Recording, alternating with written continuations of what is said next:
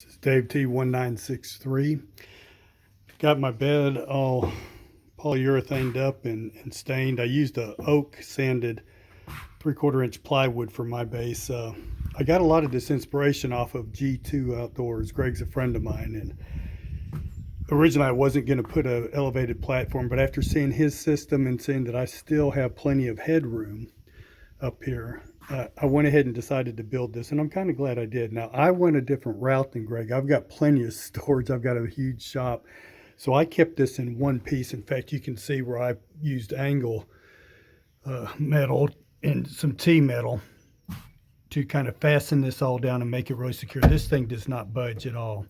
And what I've got is I've got a 4-bin storage system underneath. I kept it how he did his with the rope and the pull system where you can pull it out and stuff to access it from the back. And I also got some sticks to put in here to make a table out of that. I thought that was a very cool idea. But where I kind of differed from his idea is I personally want to be able to take this out in one unit and throw it in and out real quickly. So I kept mine together. It weighs about 40, maybe 50 pounds altogether, including the bottom. But it's really easy for me to throw in. But I didn't do the hinge in the door and all that because I don't plan on accessing a lot of the gear in here. This is going to be mainly the stuff that stays in my truck, jumper cables, tow ropes, ratchet straps and stuff like that are going to be in those middle two. And then I've got two that I can pull out this way if I want to access and get into. But, I don't know how much I'll use that. We'll see. One of the things that I did notice, even though I sanded these and shellac or polyurethane these really good, I'm going to put some of those furniture gliders under these braces here so that this thing really slides in and out of this carpet really easy and don't snag on everything. Plus, it's going to give me just a little bit more height. I built this to extreme tolerance. I mean, these things just barely fit under those 2x4s. But that's going to be my system. I don't even know that I need 4 bins right now. I'm going to wait and see. I've got a bunch of gear I'm going to go out and buy, so I keep this truck fully stocked. Now, one of the advantages I also have is I have 2 trucks. So I've got one truck that I take whenever I'm doing a daily hunt or I want to take my kayaks and stuff. This is going to be mainly my out-of-state and long trip overnight type hunting rig. I can still use it for day hunts. There's no reason why I can't do that. I can throw my stuff in here just as easy as I can in that truck. But this is mainly going to be used for, when I want to sleep somewhere without having to drive 20 miles to a hotel and go through the trouble finding hotels and all that. I can just throw this in my truck. These things will be preloaded with the things I need on the road. Field cleaning kit, some scent elimination spray. Not that I think that thing removes all human odor, because I don't, but I do think it knocks it down. I'll have some arrow sharpening stuff, arrow repair kits, bow repair kits. I'll have all the basic things that I need on a weekend trip right here in my truck, fully loaded, that will be on this rack, ready to go at a moment's notice. This right here will be kept out in the shop until it's needed. I'm going to go ahead and leave it in my truck now. It's the middle of August right now, and I'm going to let this sit in here and kind of bake in our Texas sun for a little bit because I want to see how well this polyurethane holds up to the heat and stuff. But I'm pretty much done with my truck build except for buying the gear and stuff that I want to put in here. You can see my light system right there. Now that's a red light system that I showed in my last video. So what I'll do is I'll sleep here, and what I'm really thinking about doing is actually cutting this platform down and making that last box a permanent box down there to where I can slide my jackery under that for storage. And I've got a 12 volt 54 amp hour lithium Dakota battery that I could also keep under there.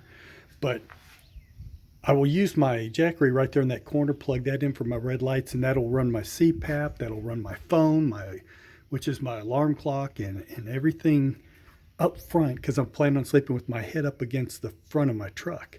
So that light system will with the red lens will allow me to turn it on anytime during the night without destroying my night vision. It'll allow me to power up my cell phone, my cameras and stuff all down there. And then the second system I've got a 10 amp hour little lithium battery right here that I hooked up with the switch. And I just secured this with some Velcro strips. And I've been driving all over the place down bumpy roads and everything. And this thing's holding fine. What I did is I ran strips across the battery here, and I used a strip across that, and I did the same thing up top there. And then I put in a simple switch, and that powers my lights. So I can access lights back here when I'm outside the vehicle. Okay, at the end of the hunt, I want to, change clothes or whatever I want to do.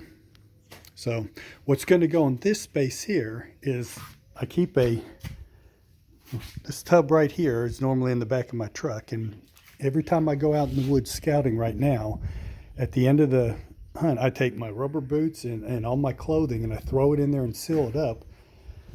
And I have permethrin sprayed in there so that it kills any ticks.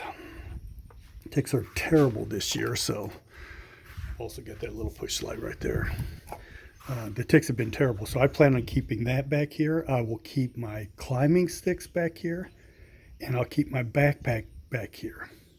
Most of my other gear I'll put in my back seat of my pickup. As far as like my cooler, I might keep my cooler in here because I've noticed that my truck cab actually gets hotter than this camper shell.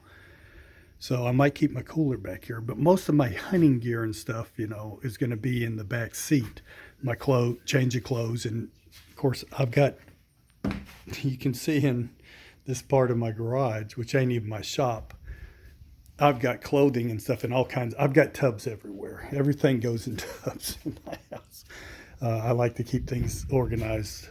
I got a bad habit. If I don't organize things, I misplace them and lose them. So everything in my shop goes in tubs. But that's pretty much, I think I'm pretty much set. The only other thing I might possibly do is I had bought some spotlights, and I think they're all over there. Some LED spotlights for my new canoe. I might hook one up here, rig something up to where it can point down here to where when I'm working, I've got a good LED spotlight, a floodlight, to flood this area. So while I'm working, I got plenty of light at night. Haven't really taken this out at night yet to see how well this light does. I probably need to do that here pretty quick. But overall, man, I'm really happy with this. Of course, down here in Texas during October, you're talking 90-degree heat, 80 degrees at night. This is going to be hot. So I've got a little fan. That's another thing that will go in my Jackery. I've got a little DC powered fan that I can open my windows up, and I'll put in a window, one of these two windows, to suck air from the outside in. But that's pretty much it. If you got any comments or questions, drop them below. Once again, I want to thank Greg over at G2 Outdoors, or Tethrd, for posting his idea, because that, I was pretty well set that I wasn't going to do anything like this, simply because how convenient and easy it is to throw my mattress in here and go for a hunt. And there'll be times that I do that. But for those hunts where I need to take a lot of gear, like a weekend or 3, 4, 5 day out of state hunt, Greg, you came up with a really cool design that I really like. So thank you and good on you for that. Dave T1963 out.